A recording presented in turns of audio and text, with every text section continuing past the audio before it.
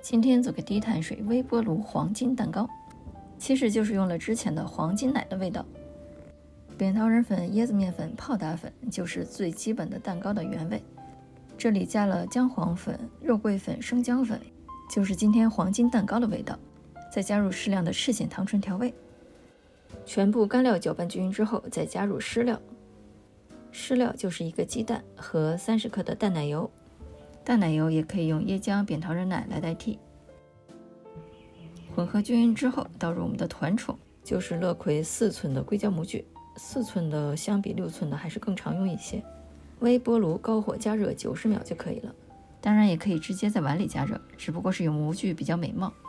接下来做一个糖浆，就是几种材料混合在一起搅啊搅啊，大概到了这种粘稠状态，就可以浇在蛋糕上，当然不加也可以。